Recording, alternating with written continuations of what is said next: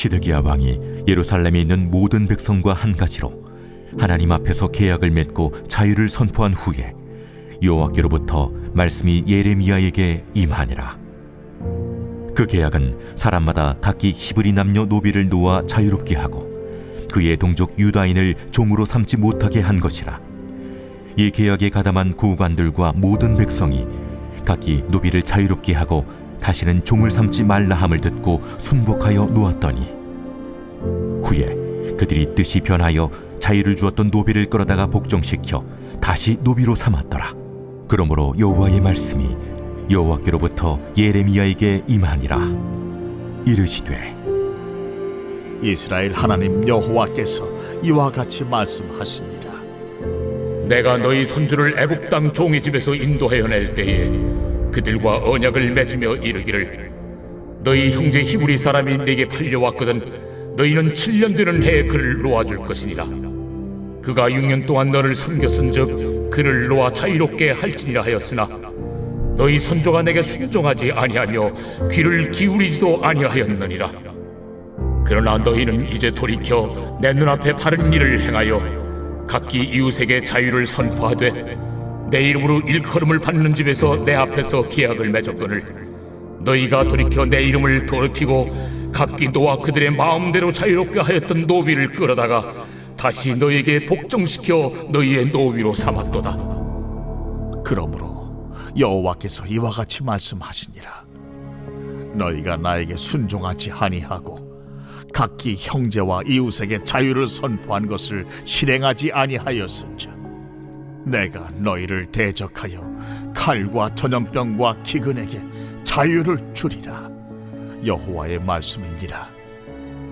내가 너희를 세계 여러 나라 가운데에 흩어지게 할 것이며 송아지를 둘로 쪼개고 그 두 조각 사이로 지나매 내 앞에 언약을 맺었으나 그 말을 실행하지 아니하여 내 계약을 어긴 그들을 곧 송아지 두 조각 사이로 지난 유다 고관들과 예루살렘 고관들과 내시들과 제사장들과 이 땅 모든 백성을 내가 그들의 원수의 손과 그들의 생명을 찾는 자의 손에 넘기리니 그들의 시체가 공중의 새와 땅의 짐승의 먹이가 될 것이며 또 내가 유다의 시드기야 왕과 그의 고관들을 그의 원수의 손과 그의 생명을 찾는 자의 손과 너희에게서 떠나간 바벨론 왕의 군대의 손에 넘기리라.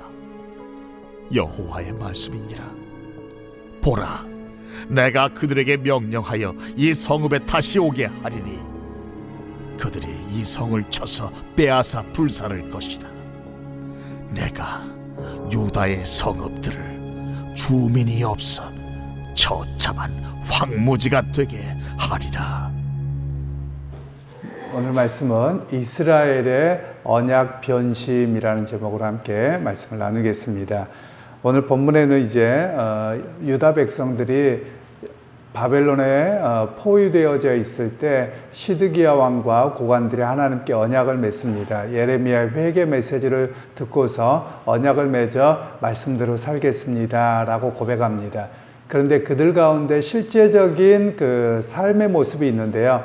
우리가 믿음에 대한 것도 마찬가지지만 믿음을 입술로 고백하는 것이 믿음이 끝이 아닙니다. 그건 시작이고 삶으로 이어져야지 그것이 진짜 믿음인데요. 유다 백성들이 언약을 맺습니다. 언약을 맺으면서 그 하나님 말씀대로 하겠습니다. 그리고 실제적인 실천이 무엇이었느냐면 당시에 유다 백성들 같은 동족의 노예들을 해방시키는 일이었습니다.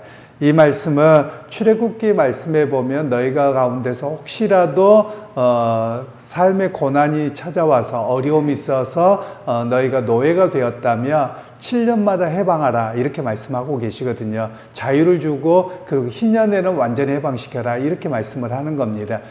그러면 오늘 이 말씀이 그대로 지켜져야 되는데 유다 백성들은 그렇게 하지 않았던 겁니다. 그래서 그들이 잠깐 그들은 영원한 노예가 아니라 삶의 무게와 어려움 때문에 잠깐 노예가 되는 것이었거든요. 그런데 해방시키지 않았습니다. 그래서 오늘 언약을 맺고 해방하겠다고 합니다. 해방을 시켰습니다. 그런데 이때 바벨론 사람들이 잠깐 뒤로 물러납니다. 그러니까 야 이제 우리 하나님이 우리에게 자유를 주셨구나 그러고 다시 그들을 끌어다가 노예를 삼아버린 겁니다. 그래서 예레미야에게 하나님의 말씀이 임하여서 너희가 다시 옛날로 돌아가는데 결국은 너희들이 심판을 받을 것이다. 이렇게까지 하나님이 명령을 하시는 말씀이 내용이 되겠습니다.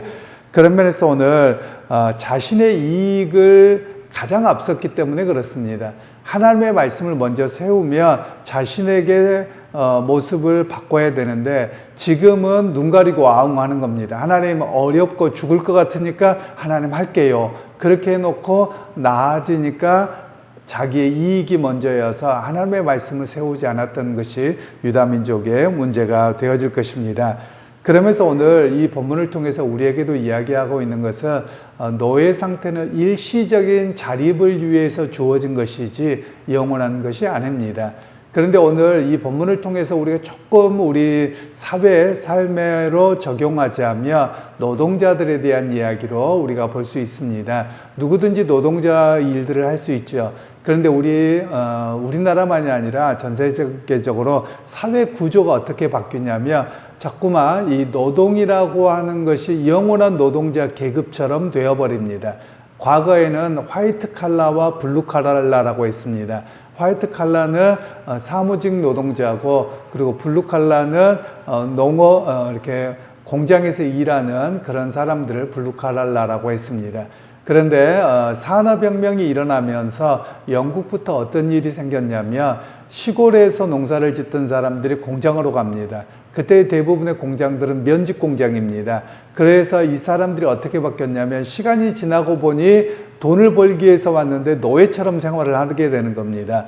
즉 어떤 그 기계의 부품처럼 쓰는 거예요. 그 사람의 인권을 존중하지 아니하고 이 사람이 다쳤으면 그냥 해고하면 되고 버리면 되고 그건 자기 몫이고 계속 이렇게 행해지는 겁니다. 바로 그런 일 때문에 영국이나 여러 가지에서 혁명들이 일어나게 됩니다. 그리고 노조가 생기게 되어졌던 것이죠. 바로 그런 모습 속에서 보자면 오늘 우리 사회도 많은 변화가 필요합니다. 우리가 유다 백성은 아니지만 사회 구조가 이 사람이 영원히 노동자고 이 사람의 인권을 존중해 주지 않는다. 이런 모습들은 비성경적인 모습이다라고 이야기를 하는 겁니다. 그러니까 오늘 유다 백성들도 그러하고 오늘 우리의 삶도 자신의 이익을 최우선으로 여기며 사회 구조가 깨트려집니다. 하나님께서 이렇게 노예를 금지시켰던 이유는 다른 데 있는 것이 아니라 그 사람도 하나님의 형상으로 지음받아서 그 사람의 인권과 삶이 존중받아야 되기 때문에 그렇게 하더라라는 것입니다. 여러분 우리 사회에서 우리가 많이 바뀌어야 될 모습들이 있습니다. 그게 뭐냐면 우리가 어떤 사람이 고통을 당해서 다쳤거나 또는 일하다가 죽게 되었거나 또 군생활하다 사망사건이 일어나면 우리도 모르는 사이에 어떻게 이야기하냐면 그 뭐 한 사람 죽은 것 같고 그래 뭐 한 사람 다친 것 같고 뭐 그래 이렇게 말하는 습관들이 있습니다. 이게 아주 잘못된 겁니다. 한 사람의 그 생명은 천하와 바꿀 수 없는 것입니다. 그런 면에서 나라와 또는 어떤 사업하는 사람들이 그런 안전과 여러 가지에 대해 철저하게 보존해야 되는 것이 성경적 가치입니다. 그런데 우리 사회가 잘 그렇게 하지 못하고 있고 그냥 너무나도 가볍게 여기는 것이 문제라는 것이죠. 바로 성경에서는 그런 의미에서 하나님의 말씀의 기준을 따라서 사회 구조가 바뀌어야 되고 세워져 가야 되는 것을 오늘 말씀하고 있는 내용들이 되겠습니다. 그러면서 이 유다 백성들을 어떻게 했느냐면 하나님의 말씀을 따라 살아가기보다도 이방 나라를 쫓아갑니다. 이방 나라에서는 힘과 권력으로 다른 나라를 침범합니다. 침범해서 그 사람들을 잡아와서 노예를 삼습니다. 그래서 이 영원한 노예로 삼아버렸거든요. 그 노예를 삼는 이유가 무엇입니까? 경제적 이익 때문에 그렇습니다. 여러분 우리가 좀 세계 역사를 잘 보실 필요가 있는데요. 세계 역사에 보면 2차 세계대전이 일어날 어간에 보면 유럽의 수많은 나라들 또 미국도 마찬가지고 대부분의 나라들이 식민지를 삼습니다. 일본도 우리나라를 식민지로 삼았습니다. 식민지를 삼는 이유가 무엇입니까? 다른 거 없습니다. 돈 때문입니다. 즉 값싼 노동으로 또는 강제로 노동력을 가져다가 부자가 되자, 이런 의미가 사실 식민지거든요. 요즘에 유럽을 가보거나 그럴 때 놀라운 일들이 있습니다. 제가 영국에 갔다가 깜짝 놀랐는데 건물들이 정말 어마어마합니다. 어떤 국회의사당 같은 경우는 금으로 다 도배되어져 있고요. 그래서 물어봤습니다. 요즘에 이런 건물 못 지어요? 그랬더니 못 짓는답니다. 왜요? 그랬더니 돈이 없어서 못 짓는다는 겁니다. 지금 무슨 이야기냐면 옛날에는 노동자들을 잡아다가 노예로 잡아다가 먹을 거 간신히 주고, 아니면 이 사람이 그냥 죽으면 갖다 버리고 또 노예 잡아다가 지으면 되고, 이렇게 했으니까 지었다는 겁니다. 그런데 지금은 너무 비싸서 그렇게 건물을 지을 수 없다라는 겁니다. 그래서 지금도 이 노예로 잡아왔던 그 수많은 나라들 사람들이 이렇게 문화재와 이렇게 어마어마한 건물들을 지은 것이 영국이 아니라 우리 선조들의 수고와 노동이었기 때문에 오히려 그것에 대해서 너희가 이제 빚을 갚아야 된다, 오히려 이렇게 이야기를 하고 있기도 합니다. 그만큼 경제적 가치로 식민지를 삼고 또 노예로 삼았던 것이 인류의 역사입니다. 그런데 성경은 그것을 금하고 있다라는 것을 우리에게 말씀하고 계시는 것이죠. 그러게 여러분, 결국 믿음의 사람들은 어떻게 해야 되느냐? 경제적 이익 앞에 무릎을 꿇지 않는 자가 되어야 된다는 겁니다. 즉 경제적 이익, 자기 출세 이런 것으로 인해서 사람의 가치를 함부로 대하게 하는 것은 하나님의 형상을 무너뜨리는 겁니다. 그리고 하나님의 말씀을 어기는 것입니다. 바로 그런 면에서 우리의 삶의 구체적인 면에서 변화가 있어야 됨을 우리에게 이야기를 하고 있는 내용입니다. 그러면서 하나님께서는 결국 유다 백성들이 너희가 언약을 지켰다 지키지 않았다 다른 데서 이야기하는 게 아닙니다. 언약을 지켰다 안 지켰다라고 하는 것은 그들이 하나님 앞에 제사를 드리면서 언약을 지키겠습니다 말은 했는데 삶에서 실천이 일어나지 않은 겁니다. 그래서 그들을 하나님께서 영원한 징벌 가운데 그리고 포로로 끌려가게 되는 역사를 허락하시더라라는 이야기가 오늘 본문의 이야기입니다. 결국 오늘 믿음의 사람들은 어떻게 살아가야 됩니까? 믿음이라고 하는 것은 우리는 삶의 실천까지 잘 나가지 못하는 것 같습니다. 믿음이라고 하는 것이 우리가 교회당에서 믿음의 고백으로 시작합니다. 그러나 그것은 출발일 뿐입니다. 그 믿음이 완성되어지는 것은 내 삶의 자리에서 다른 사람을 대하는 것에서 믿음이 완성됩니다. 그런데 우리의 약점은 교회당에서 하나님 앞에 간절하게 믿음으로 기도하고 의지하고 믿습니다. 여기에서 멈추려고 하는 것 같습니다. 물론 우리가 소극적으로는 세상 속에서 다른 사람보다 조금 더 착하게 살려고는 합니다. 선하게는 살려고는 합니다. 그런데 거기까지 뿐입니다. 실제로 우리 많은 크리스천들에게도 이야기를 나누고 대화를 나누는 거 보면 사람들에 대해서 함부로 대하는 것, 그게 너무 익숙하게 되어져 있습니다. 그냥 멀리 갈 것도 없이 우리 교통문화도 마찬가지입니다. 교통문화도 제일 중요한 게 사람입니다. 그런데 우리는 운전을 하다가도 사람을 먼저 중요하게 생각하지 않습니다. 차가 먼저입니다. 그리고 그런 면에서 사실은 우리가 많이 변화가 되어야 될 그런 사회 구조라고 말할 수 있습니다. 물론 우리나라가 기독교 국가는 아닙니다. 그럼에도 불구하고 나라의 수많은 것들이 변화가 되어야 되는 것은 우리의 기본적인 생각부터 변해야만 합니다. 왜냐하면 우리도 이 세속주의 사회, 특별히 비기독교적 사회에 살다 보니 기본적으로 우리에게 영향을 미치는 것은 사람의 인권에 대한 무시고 생명에 대한 존중이 없는 그런 모습들이 우리에게 은연중에 있습니다. 우리 한국 사회가 굉장히 발전했습니다. 발전해서 감사합니다. 그런데 뒤따르지 못하는 것이 사회적 의식입니다. 인간에 대한 존중, 사회 구조에 대한 변화 이런 것들이 따르지 못하고 외적인 것만 갑작스럽게 번성하게 된 그런 나라가 되어버렸습니다. 그런 면에서 이제는 우리의 의식, 시민의식이 좀 더 성숙해야만 합니다. 우리가 보통 시민의식이라고 이야기를 하면 그냥 서양 사회를 이야기하겠습니다만 시민의식의 출발점은 성경입니다.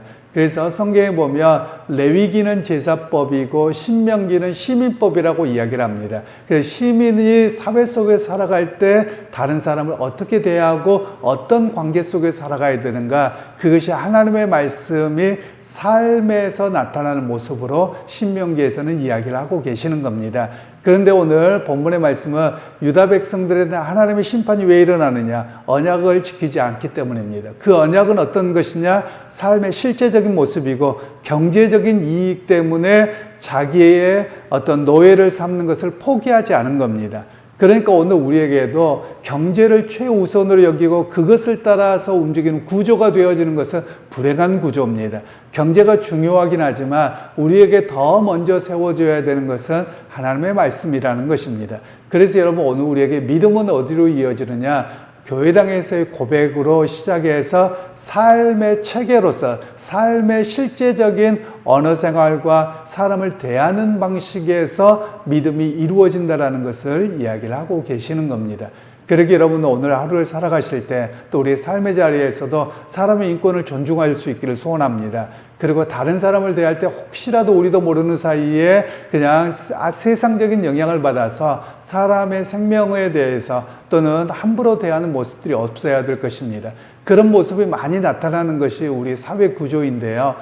제가 전에도 말씀을 드렸지만 우리나라가 여러 가지가 1등인데 그중에 최고 1등은 저는 욕이 발달한 게 1등이라고 생각을 합니다. 우리나라만큼 그런 수많은 욕이 없어요. 그런데 그 욕들의 내용들을 보면 사람의 인격을 모독하고 사람을 너무나도 견디지 못하게 하는 겁니다. 바로 그런 모습들이 우리 안에 깔려있는 사람에 대한 존중. 사람에 대한 존중은 어디서 출발하느냐? 하나님의 형상으로 지음받았다라는 것에 대한 고백 속에서 존중이 나타나거든요. 그러나 사회가 그러지 못하다 보니 우리도 은연중에 그런 영향을 받더라라는 겁니다. 물론 크리스천들이 대부분 욕은 하지 않을 것입니다. 그럼에도 불구하고 우리도 세상에 너무 많은 영향이 있어서 우리가 끊임없이 하나님 앞에 내 말과 삶의 행동들을 되돌아보므로 남을 존중하는 것, 그것이 바로 하나님의 언약을 지킴이고 삶의 자리에서 실제로 우리가 실천하는 모습이라고 할 수 있을 것입니다.